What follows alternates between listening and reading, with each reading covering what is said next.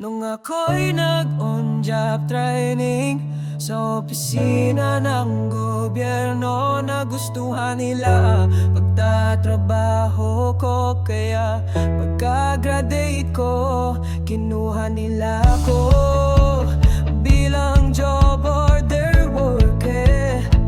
Naging daytime coder at process server. Sa unang buwan ng aking pagtatrabaho, utay-utay kong nalalaman kung paano dumadaloy ang transaksyon. At paglipas pa ng ilang buwan, marami akong natutuklasan.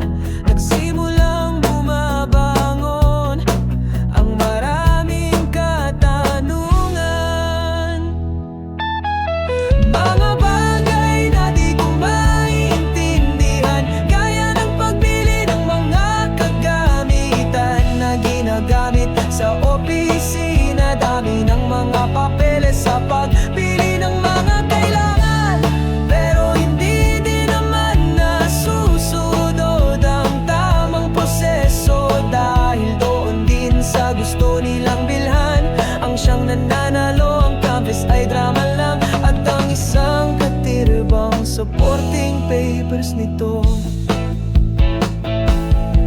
Marami kong di nagustuhan dahil parang naglolokohan. Daming dadaanan na pipirmahan, kahit alam mo namang may nanalo ng bibilhan. Ang isa pang nakakapagtaka, times 2, minsay times 3 pang presyo. Pag magtitingin ka ng dairig sa online at sa lihitimong tindahan, dumaan ang papeles sa masusin pagsisiyasat, pero nababayaran. Dito pa lamang pumapasok ng corruptions.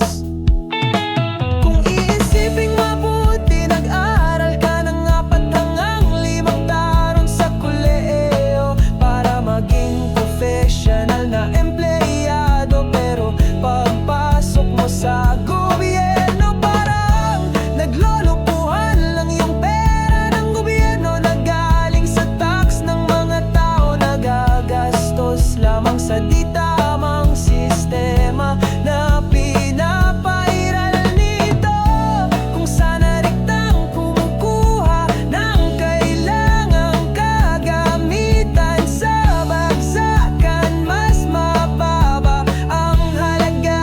Ang pundo, taksa na ng tao, napupunta sa tamang paggastos nito.